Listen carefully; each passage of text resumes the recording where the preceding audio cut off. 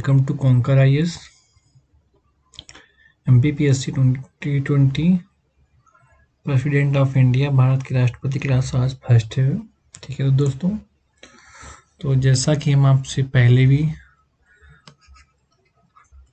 Polity की classes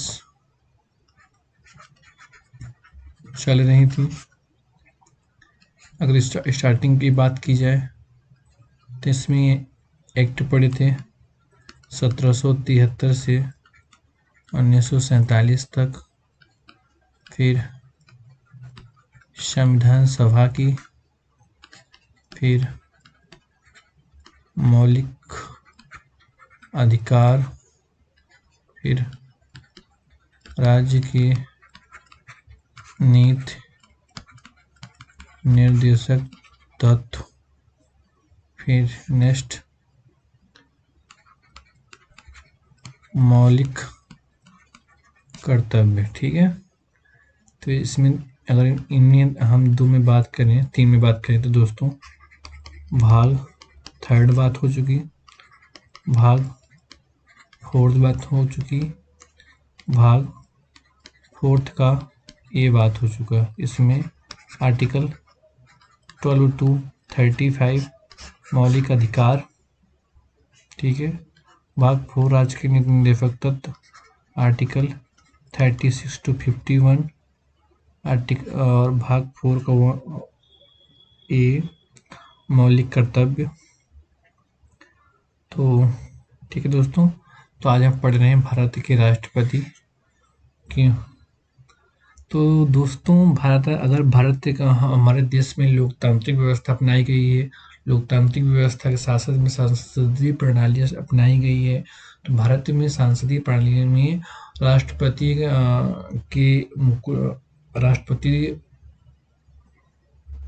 देश का प्रथम नागरिक होता है।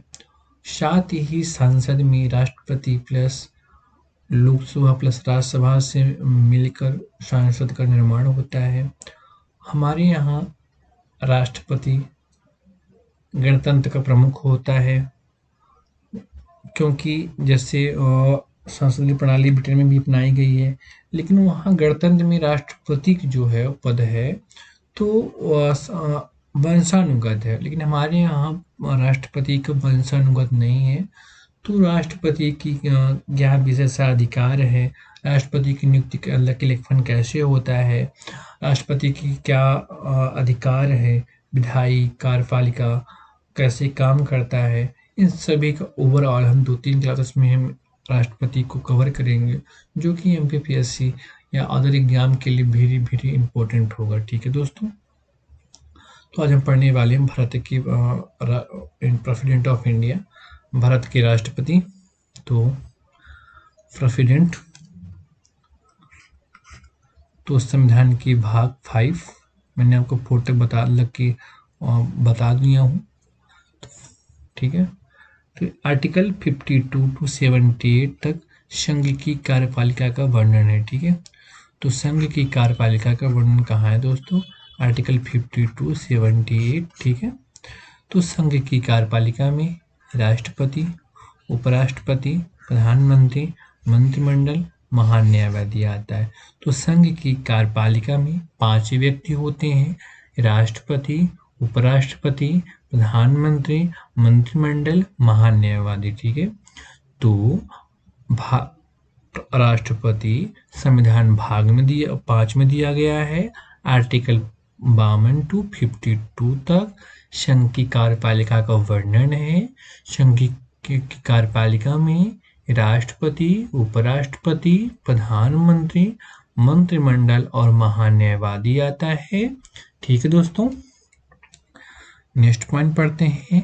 राष्ट्रपति भारत का राज्य प्रमुख है और भारत के प्रथम नागरिक और राष्ट्र की एकता, अखंडता एवं सुदृढ़ता का प्रतीक है। ठीक है, तो राष्ट्रपति भारत का राज्य प्रमुख होता है और वह भारत का प्रथम नागरिक है और राष्ट्रपति की एकता, अखंडता, सुदृढ़ता का प्रतीक है। ठीक है, नेक्स्ट स्वतंत्र भारत के लिए उत्तरदायी शासन के रूप में जिस संसदीय शासन प्रणाली की स्थापना की गई है, उस संसदीय शासन प्रणाली में नाम मात्र और वास्तविक रूप में दो प्रकार की कार्यपालिका पाई जाती है। नाम मात्र की कार्यपालिका राष्ट्रपति में निहित है, इसलिए आर्टिकल 2 के अनुसार भारत का एक राष्ट्रपति होगा। ठीक है दोस्तों, आर्टिकल 52 क्या बोलता है? भारत का एक राष्ट्रपति होगा। ठीक है, पहले राष्ट्रपति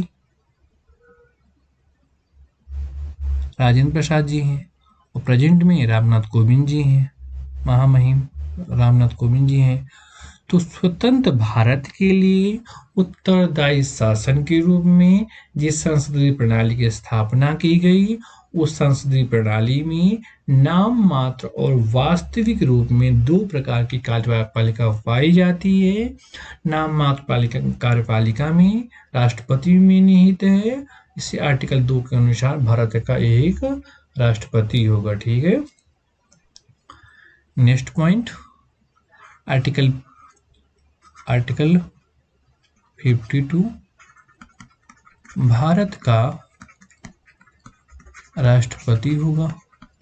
ठीक है, आर्टिकल 53 संघ की सभी कार्यपालक शक्तियां राष्ट्रपति में निहित है, जिसका प्रयोग वह स्वयं अपनी अधीनस्थ अधिकारियों की सलाह से करेगा। ठीक है, तो आर्टिकल 53 संघ की सभी कार्यपालक शक्तियां राष्ट्रपति में निहित है, जिसका प्रयोग वह स्वयं और अपने अधीनस्थ अधिकारियों की सलाह से करेगा। ठीक है, तो फिर आर्टिकल 53 संघ की सभी कार्यपालक शक्तियां राष्ट्रपति में निहित है, जिसका प्रयोग स्वयं और अपने अधीनस्थ अधिकारियों की सलाह से करेगा। ठीक है दोस्तों, नेक्स्ट पॉइंट, आर्टिकल 54 राष्ट्रपति का निर्वाचन। ठीक है, राष्ट्रपति का निर्वाचन कैसे होता है? तो राष्ट्रपति के निर्वाचन को लेकर संविधान सभा में काफी विचार विमर्श किया गया। तत्पश्चात संविधान सभा ने निर्णय किया कि राष्ट्रपति का निर्वाचन प्रत्यक्ष मतदान द्वारा नहीं किया जाएगा, बल्कि अनुपातिक प्रतिनिधित्व प्रणाली के माध्यम से एकल संक्रमणिता मतदान के द्वारा निर्वाचक मंडल के माध्यम से किया जाएगा और राष्ट्रपति का निर्वाचक मंडल निम्न लोगों से मिलकर निर्मित होगा। ठीक है, तो दोस्तों आर्टिकल 54 राष्ट्रपति का निर्वाचन। तो राष्ट्रपति के निर्वाचन को लेकर संविधान सभा में काफी विचार विमर्श किया गया। तत्पश्चात संविधान सभा ने निर्णय किया कि राष्ट्रपति का निर्वाचन प्रत्यक्ष मतदान के द्वारा नहीं किया जाएगा, बल्कि अनुपातिक प्रतिनिधित्व प्रणाली के माध्यम से एकल संक्रमित मतदान के माध्यम से एक निर्वाचक मंडल के माध्यम से किया जाएगा। राष्ट्रपति का निर्वाचक मंडल निम्न लोगों से मिलकर बनता है। ठीक है, जिसमें पहला ए संसद के निर्वाचित सदस्यों से मिलकर, सेकंड राज्य विधानसभाओं से निर्मित सदस्यों से मिलकर, थर्ड दिल्ली पांडिचेरी विधानसभाओं से निर्वाचित सदस्यों से मिलकर। ठीक है, तो दोस्तों संसद का मतलब यहाँ पे लोकसभा प्लस राज्यसभा दोनों के मेंबर होते हैं। राज्य विधानमंडल मतलब विधान सभा के मेंबर होते हैं। ठीक है, वो सभी विधान मतलब जैसे 28 राज्य हैं प्लस दिल्ली और पुडुचेरी विधानसभा के निर्वाचित सदस्यों से मिलकर ये लोग मत देते हैं। ठीक है, उसके आगे बात करते हैं कैसे मत देते हैं। नोट, तो दोस्तों यहाँ पे अगर आपने समझा कि राष्ट्रपति का जो चुनाव होता है वो डायरेक्ट नहीं होता, इनडायरेक्ट पे होता है।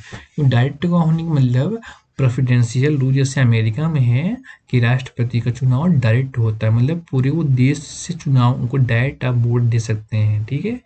जैसे आप पीएम और सीएम को नहीं देते वोट, उनका बहुमत दल के नेता होते हैं, ऐसे अगर प्रेसिडेंट को राष्ट्रपति का चुनाव डायरेक्ट होता तो देश में केवल तब संसदीय प्रणाली न होकर राष्ट्रपति प्रणाली होती, लेकिन हमारे देश में नाम मात्र का राष्ट्रपति और बाकी पूरी कार्यपालिका प्रधानमंत्री के नेतृत्व में होती है। लेकिन यहाँ पे राष्ट्रपति श्रेष्ठ है, लेकिन उसका चुनाव डायरेक्ट नहीं होता, इनडायरेक्ट होता है। मतलब लोकसभा के मेंबर, राज्यसभा के मेंबर प्लस राज्य की विधानसभा एंड दिल्ली एंड पौंडीचेरी की विधानसभा के निर्वाचित सदस्यों द्वारा मिलकर राष्ट्रपति का चुनाव अनुपातिक प्रणाली के माध्यम से होता है। इसका मतलब दोस्तों ये है कि जैसे मान लीजिए A B C D 4 member हैं, तो हम इसमें क्या होता है, जैसे अभी अपने यहाँ क्या होता है, जैसे अदर में है तो जैसे मान लीजिए लोकसभा का इलेक्शन है, ठीक है, तो लोकसभा इलेक्शन में मान लीजिए 4 उम्मीदवार हैं, तो आप केवल एक आदमी को वोट डालेंगे। लेकिन यहाँ पे ऐसा नहीं है, यहाँ पे आप मान लीजिए इनको सेकंड वरीयता दिया, इनको फर्स्ट दिया, इनको थर्ड दिया, इनको फोर्थ दिया, मतलब आप सभी को वोट डालेंगे। और जिसकी वरीयता सबसे फर्स्ट, मान लीजिए फर्स्ट वरीयता, अगर इनमें से कौन से सबसे ज़्यादा वरीयता के आधार पर, तो इसमें अनुपातिक लगाया जाता है, ठीक है। और इसमें भी 50% क्रॉस होना चाहिए, ठीक है। अगर नहीं होता तो फिर से आपको काउंटिंग होगी। लेकिन यहाँ पे क्या है, first past the system, first past the system, पहले आओ पहले पाओ, मतलब आप किसी एक को चुनेंगे, मान लीजिए इसको वोट डाले, बाकी 3 को नहीं। लेकिन राष्ट्रपति में ऐसा नहीं है, आपको वरीयता के अनुसार आपको सभी को वोट डालना पड़ेगा जितने आप प्रेसिडेंट के चुनाव में लड़ते हैं। लेकिन लोकसभा, राज्यसभा, चाहे विधानसभा हो, चाहे पंचायत का हो, चाहे नगर निगम, कहीं भी हो, अपने यहाँ फर्स्ट फॉर द सिस्टम। लेकिन प्रेसिडेंट में आपको वरीयता के हिसाब से सभी को मतदान देना पड़ता है, ठीक है। तो यहाँ पे अनुपातिक प्रतिनिधित्व प्रणाली के माध्यम से एकल संक्रमणिता मतदान के द्वारा निर्वाचक मंडल के माध्यम से किया जाता है। निर्वाचक मंडल में संसद मतलब लोकसभा प्लस राज्यसभा, राज्य की विधानसभा मतलब 28 राज्य की विधानसभा प्लस केंद्र शासित प्रदेश में 2 जगह हैं, दिल्ली और पुडुचेरी। विधानसभा में निर्वाचित मेंबर ही भाग लेते हैं, मनोनीत मेंबर राष्ट्रपति के इलेक्शन में भाग नहीं लेते, ठीक है। आप नोट करके चाहे लिख लीजिए कि मनोनीत, चाहे वो सांसद हो, चाहे वो राज्य विधानमंडल के सदस्य हो, चाहे दिल्ली पुडुचेरी मेंबर हो, वो भाग नहीं लेते, ठीक है। तो नोट पहला, भारतीय संविधान में ये कहीं भी स्पष्ट नहीं है कि कोई व्यक्ति कितनी बार राष्ट्रपति के पद पर निर्वाचित होगा, ठीक है। तो भारतीय संविधान में ये कहीं भी स्पष्ट नहीं है कि कोई व्यक्ति कितनी बार राष्ट्रपति के पद पर निर्वाचित होगा, ठीक है। सेकंड, निर्वाचक मंडल का रिक्तता का प्रभाव राष्ट्रपति के चुनाव पर नहीं पड़ेगा, ठीक है। रिक्तता का मतलब ये है, मान लीजिए किसी कोई जैसे 28 राज्य है, कहीं भी विधानसभा भंग है, वहाँ पे राष्ट्रपति शासन लागू है, आर्टिकल 365 के आधार पर, आर्टिकल 252, ठीक है, 352, तो राष्ट्रपति शासन लगा है। या कि मान लीजिए वहाँ की विधानसभा भंग है, वहाँ चुनाव होने वाले, तो राष्ट्रपति के इलेक्शन पर रिक्तता का कोई चुनाव पे असर नहीं पड़ेगा, ठीक है। थर्ड, बीवी गिरी भारत के पहले ऐसे राष्ट्रपति हैं जिन्हें निर्वाचित होने के लिए द्वितीय चरण की मतदान गणना का सहारा लेना पड़ा। जैसे मान लीजिए ए बी सी डी 4 लोग लड़े हैं इलेक्शन में, मान ली हमने वोट किया, थर्ड, फोर्थ, 2, 1, किसी ने 1 1 1 1 4 3 2, ठीक है, और इनको 3 3 4 2। तो मान लीजिए ये फर्स्ट वरीयता है, मतलब इनमें फर्स्ट इनको ज़्यादा मिला है, फर्स्ट वरीयता। तो यहाँ पे क्या होता है दोस्तों, वरीयता दी जाती है और इसमें ये दिखाया जाता है नंबर ऑफ टोटल वोट में 50% जिस उम्मीदवार को फर्स्ट वरीयता मिली है तो वो राष्ट्रपति बनेगा। अगर 50% मान लीजिए कम है तो उसको सेकंड मतलब होगी। तो मान लीजिए फर्स्ट ये है, सेकंड ये है, थर्ड ये है, फोर्थ ये है, तो फोर्थ वाले को फिर इसमें शिफ्ट हो जाएगा वोटिंग। तो यहाँ पे जो डॉक्टर बीवी गिरी हैं, बीवी गिरी हैं, भारत के पहले ऐसे राष्ट्रपति हैं जिन्हें निर्वाचित होने के लिए द्वितीय चरण की मतगणना का सहारा लेना पड़ा। ठीक है, नेक्स्ट फोर्थ, नीलम संजीव रेड्डी भारत के पहले निर्विरोध निर्वाचित होने वाले राष्ट्रपति हैं। ठीक है, तो आप यहाँ पे 4 पॉइंट याद कर लीजिए। भारत के संविधान में कहीं भी ये स्पष्ट नहीं है कि कोई भी व्यक्ति कितनी बार राष्ट्रपति के पद पर निर्वाचित होगा। ठीक है, सेकंड पॉइंट, निर्वाचक मंडल का रिक्तता का प्रभाव राष्ट्रपति चुनाव पे नहीं पड़ेगा। थर्ड, बीवी गिरी भारत के पहले ऐसे राष्ट्रपति थे जिन्हें निर्वाचित होने के लिए द्वितीय चरण की मतगणना का सहारा लेना पड़ा। फोर्थ, नीलम संजीव रेड्डी भारत के प्रथम निर्विरोध निर्वाचित होने वाले राष्ट्रपति हैं। ठीक है, अब अगर आप, हालांकि ये इतना इम्पोर्टेंट नहीं है एमपीपीएससी के एग्जाम में, लेकिन आपको अगर ध्यान देना तो देख लीजिएगा। Value of member of legislative assembly, total population of state, elected member of state assembly भागे 1000। तो ये विधानसभा के मेंबर होते हैं ये। तो मेंबर लेजिस्लेटिव असेंबली मान लीजिए एमपी, तो एमपी की पूरी पॉपुलेशन, और इलेक्टेड मेंबर ऑफ स्टेट मान लीजिए यहाँ मतलब कि 7 करोड़ जनसंख्या है। ठीक है, और कितने 230 मेंबर हैं भागे 1000। तो वैल्यू ऑफ एमएलए की वोट मतलब कि इनका एक मेंबर की या कि 230 मेंबर की वैल्यू निकल आएगी। ठीक है, ऐसे value of member of parliament, तो टोटल वैल्यू ऑफ एमएलए मतलब विधानसभा की मेंबरों की टोटल वैल्यू और इलेक्टेड मेंबर ऑफ पार्लियामेंट, ठीक है, +1, तो ये इनकी वैल्यू निकल आएगी, वोट की वैल्यू क्या है। ठीक है, तो मेंबर ऑफ पार्लियामेंट में लोकसभा और राज्यसभा दोनों आएंगे।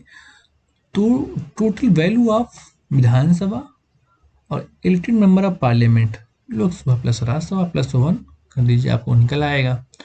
तो quota number of valid vote plus number of elected vote +1, जैसे मैंने आपको बताया था दोस्तों कि इनका मान लीजिए ABCD 5 लोग हैं, तो उनके P व्यक्ति ने फर्स्ट वरीयता, सेकंड वरीयता, थर्ड वरीयता, फोर्थ वरीयता, फिफ्थ वरीयता दी, और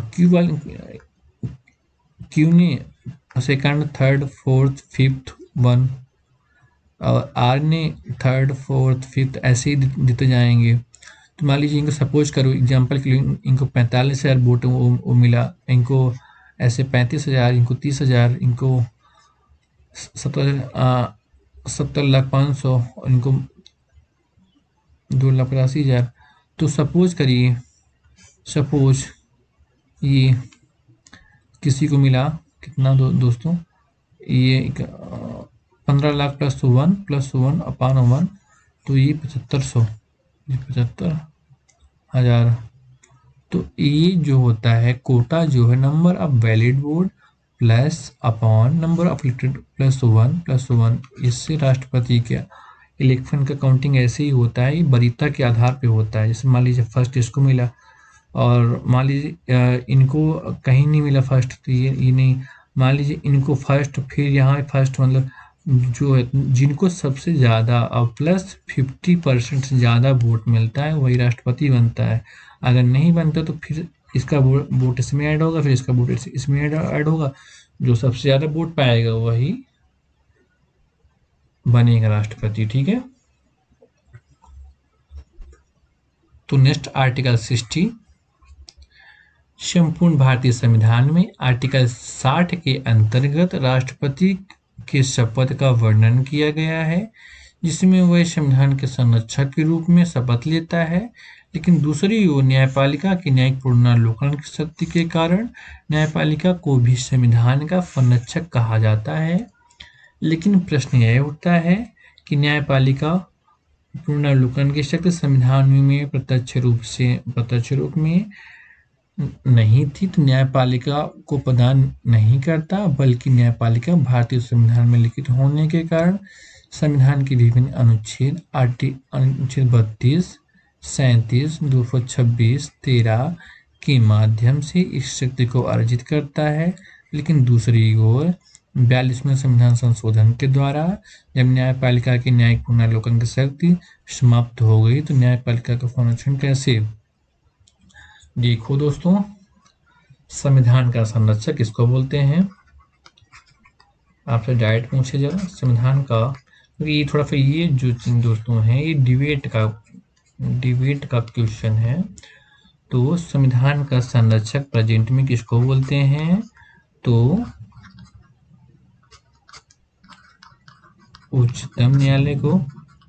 ठीक है, क्योंकि भारत के राष्ट्रपति को इसलिए नहीं, भारत के राष्ट्रपति का संविधान का संरक्षक है, लेकिन जब न्यायिक पुनरावलोकन की शक्तियां उच्चतम न्यायालय को है, तो संविधान का संरक्षक किसको कहा जाए, ये थोड़ा सा प्रश्न चिन्ह मार करता है। लेकिन और एग्जामों में उच्चतम न्यायालय को सही मानता है तो आप उसको करिए, क्योंकि वहीं से इसलिए यहाँ ये बता दिया कि आर्टिकल 60 के अंतर्गत संपूर्ण भारत के संविधान में आर्टिकल 60 के अंतर्गत केवल राष्ट्रपति के शपथ का वर्णन किया गया है, जिसमें वह संविधान के संरक्षक के रूप में शपथ लेता है।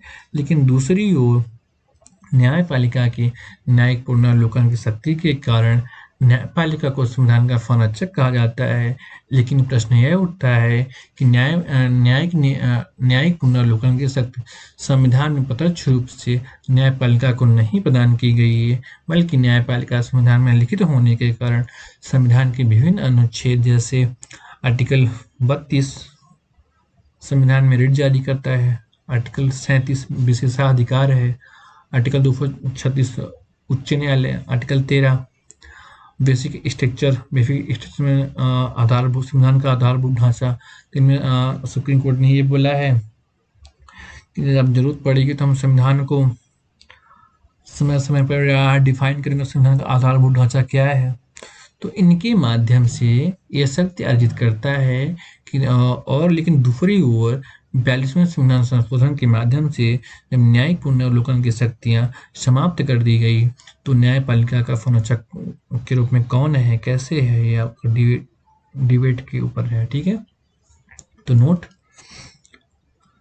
आर्टिकल 32 संविधान संरक्षण का अधिकार, आर्टिकल 137 निर्णयों और आदेशों का उच्चतम न्यायालय की विशेष इजाजत, आर्टिकल 226 कुछ रिट निकालने के लिए उच्च न्यायालय की शक्तियां, फोर्थ आर्टिकल 13 मूल अधिकारों से असंगत उनका अल्पीकरण करने के वाली विधियां, तो आर्टिकल 32 संवैधानिक संरक्षण अधिकार, इसमें 5 रिट हैं, परमादेश, ठीक है, बंदीवत अच्छीकरण, उत्प्रेषण, अधिकार परीक्षा। ठीक है, तो संवैधानिक संरक्षण अधिकार में 5 रिट जारी करता है, बंदी प्रत्यक्षीकरण, ठीक है, परमादेश, अधिकार परीक्षा, उत्प्रेषण, प्रेषण। ठीक है, और आर्टिकल 137 निर्णय और आदेशों का उच्चतम न्यायालय की विशेष इजाजत, आर्टिकल 226 कुछ रिट निकालने के लिए उच्च न्यायालय की शक्तियां, आर्टिकल 13 मूल अधिकारों से असंगत या उनका अल्पीकरण करने वाली विधियां। ठीक है,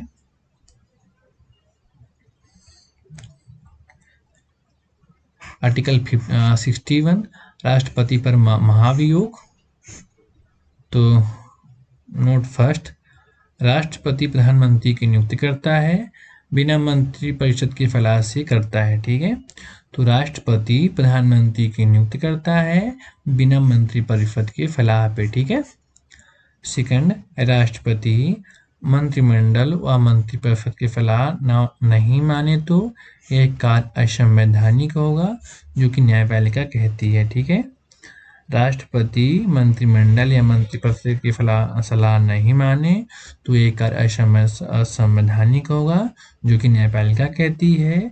लेकिन राष्ट्रपति प्रधानमंत्री की नियुक्ति बिना मंत्रिपरिषद के सलाह पे करता है, क्योंकि उस समय तक मंत्रिपरिषद बनी ही नहीं होती। प्रधानमंत्री की नियुक्ति के बाद मंत्रिपरिषद बनती है। ठीक है दोस्तों, तो ये दोनों पॉइंट आप ध्यान रखिए, वेरी वेरी इंपॉर्टेंट। राष्ट्रपति मंत्रिमंडल या मंत्रिपरिषद की सलाह न माने तो यह कार्य असंवैधानिक होगा, जो कि न्यायपालिका कहती है। फर्स्ट पॉइंट, राष्ट्रपति प्रधानमंत्री की नियुक्ति करता है, राष्ट्रपति पीएम की नियुक्ति करता है। ठीक है, तो दोस्तों मैंने आपको आज प्रेसिडेंट के बारे में बताया। प्रेसिडेंट का भाग 4, पहले राष्ट्रपति राजेंद्र प्रसाद, जो कि दो कार्यकाल तक रहे हैं। अभी प्रेजेंट में रामनाथ कोविंद जी हैं। तो संविधान के भाग 5 में दिया गया है। इसका अनुच्छेद आर्टिकल 52 से 48 तक है। संघ की कार्यपालिका में राष्ट्रपति, उपराष्ट्रपति, प्रधानमंत्री, मंत्रिमंडल और महान्यायवादी होता है। ये राज्य का प्रमुख प्रथम भारत का नागरिक होता है। ठीक है,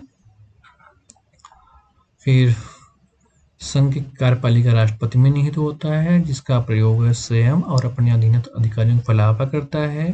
राष्ट्रपति का निर्वाचन मैंने आपको बताया, संसद के निर्वाचित सदस्यों से मिलकर, राज्य विधानसभाओं के निर्वाचित सदस्यों से मिलकर, दिल्ली और पांडिचेरी विधानसभाओं के निर्वाचित सदस्यों से मिलकर होता है।